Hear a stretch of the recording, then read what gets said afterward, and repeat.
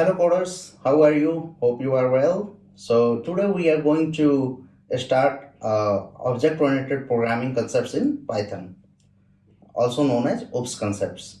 So it is very important concept and we'll see in details. So what is OOPS? We have functional programming in Python, we have a structural programming in Python, and then we have object-oriented programming in Python because Python is a general purpose programming language. So in OOPS, there are concept of classes and objects. So each object has some behavior and properties. So basically, classes are the blueprints which serves the purpose of building any solution. So let us say we are going to create a student information system. So we have a person class. So in person class, there can be a subcategory: teachers, students. So person has a name, person has a age, and then from person we can inherit in a student class, and a student class has a grade, a student class has a subjects. Again, teachers can also inherit from the person, and they have certain other features. So in this way we can reduce the rewriting of code. And as you all know, Python follows drive principle: do not repeat yourself. Apart from inheritance, there are polymorphism and abstraction. Abstraction is basically hiding the unnecessary details from the user. And there are abstract method. From ABC class we can inherit abstract method and abstract classes, and we can see it in further tutorial. So again, there is concept of polymorphism as well. So polymorphism stands for one method has many forms. Like just for example, so again, polymorphism has two parts: method overloading and method overriding. For your information, Python does not support method overloading. However, it supports operator overloading. But we can do method overloading as well uh, by some tweaks and tricks, but it officially does not support method overloading. So we'll see all these things in future, but let us give you an example of operator overloading. uh, you have used plus sign, so we use plus sign for adding two numbers. Again, plus operator can be used for concatenating two strings as well. So this is the example of operator overloading. Then there is runtime polymorphism. What is runtime polymorphism? It is method overriding. So let us say you have two classes, person and then the student, and they both have same method greet. So we are defining greet method in class person and same greet method in class student. So which method should be called? If you create an object of let us say student, which method will be called? It's obvious, the method of the present class from which you are calling, which are creating object, will be called.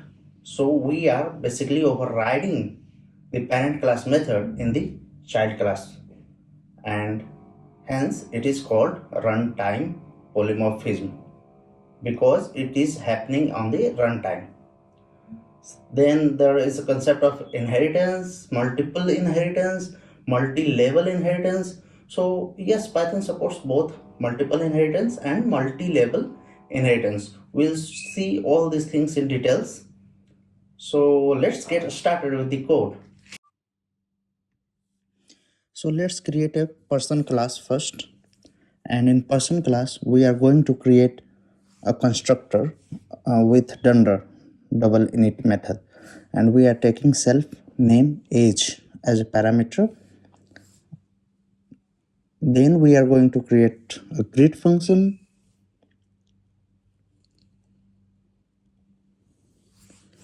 And now we'll create a object of the person class. So with two values, and we will call greet method.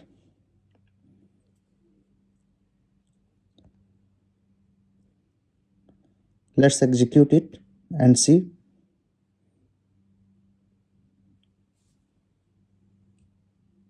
And we got the result. Hello, my name is John Doe. I am 30 years old. So right, so self is the parameter self refer to itself.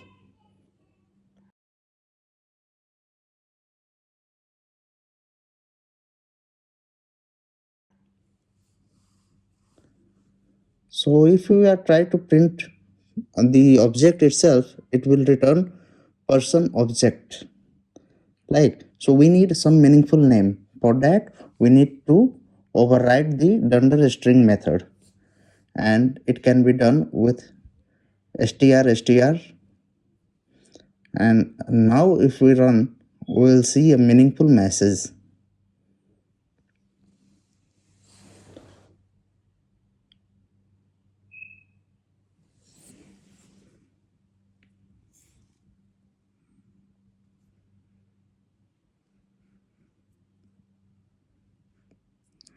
See, person name is John Doe and age is 30.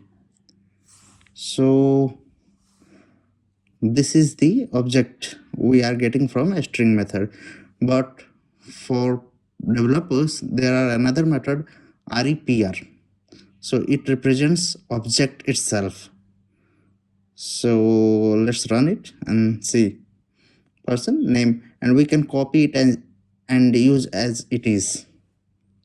So this is the basic example of class. Right now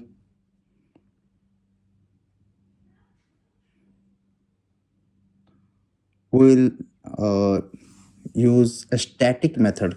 So a static method is like if we don't have anything to get from outside the class, that means if we are using inside the class, then we use a static method @ static method decorator. And you can ignore the self parameter in this case, because we are not calling it with the help of object. We can call it with directly from the class itself. And there is another method, @ class method. It also does not need self. But however, we give it CLS. It can be anything, but as a recommendation, we use CLS here. And now if we print notification, we can use it with object as well, but without object as well. So look, we get the static method and class method. Thank you so much. Please like and subscribe.